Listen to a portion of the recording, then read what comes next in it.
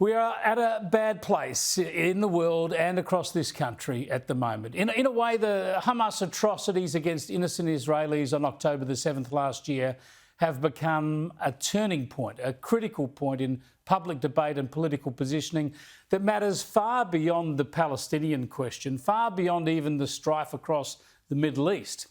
It strikes to the very core of the anti-Israel, anti-US, anti-West and anti-democracy bias of some elements of the hard green left across Western liberal democracies.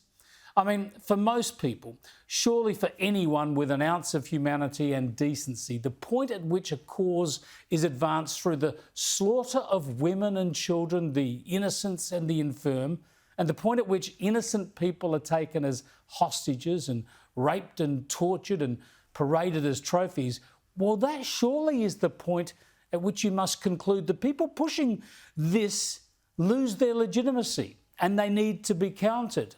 Basic humanity has to triumph above a claimed geopolitical cause. But no, for large elements of the political left, and of course within some Muslim groups too, we've seen celebrations of the Hamas actions and increased demonstrations in favour of their cause to establish a Palestinian state and eliminate Israel. One of the latest flashpoints in this ugly debate now is this protest at Columbia University in New York City.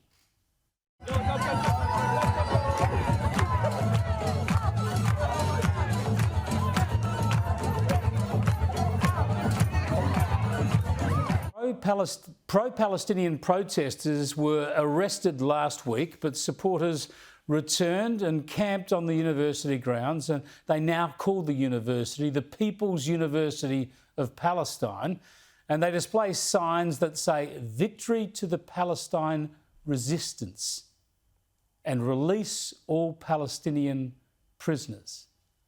This is astonishing stuff. Victory to the Palestinian resistance means the elimination of Israel.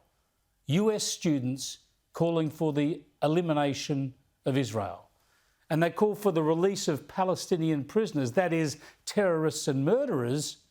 And they make this call while Hamas holds more than 100 innocent hostages still, more than 6 months on.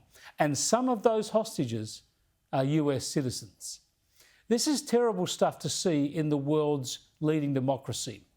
And listen to what's happening on campus now.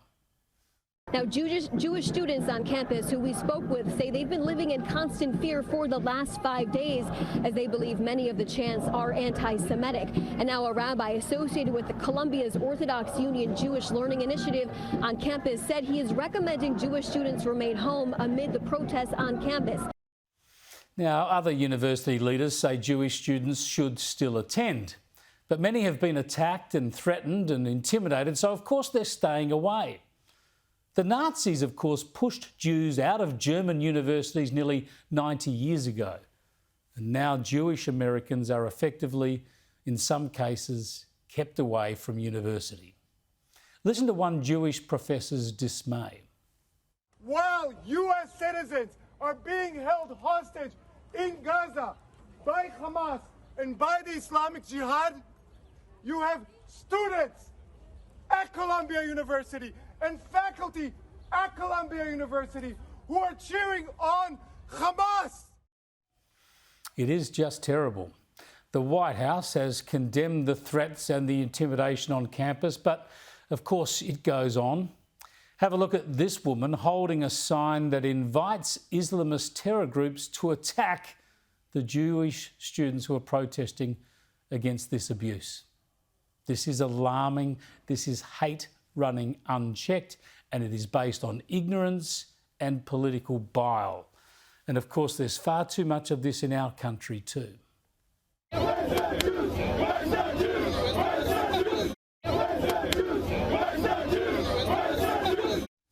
Yeah, the hatred seen in this country since October the 7th shows that no level of barbarity is too much for some people.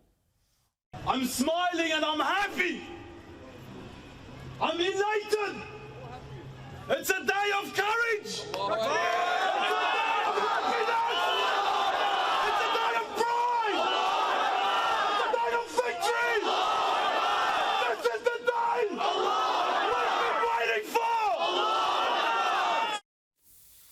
Just sickening stuff, unfathomable. And politicians and authorities are to blame here. They have shown no leadership. Have a look at how the New South Wales police are now doing all they can to track down those who they believe are the violent, supposedly Christian protesters who were provoked into outrage by the allegedly terrorist stabbing at a Sydney church last week. Already 3 alleged rioters have been arrested. Now that's good. Any alleged violence should not be tolerated, no matter the provocation, and hate speech and threats need to be stamped out. But the question that hangs over this country now is, why did the police not act against those preaching hate against Israel and Jews back in October? Why was the "Gas the Jews" or "Where's the Jews" chanted by angry mobs and others celebrating the slaughter of innocents? Why was that allowed to go unpoliced? Hasn't that inaction by the authorities only emboldened extremists? Enough of the hand-wringing, please. We need more action against hate speech, anti-Semitism, threats and intimidation. We need respect for all.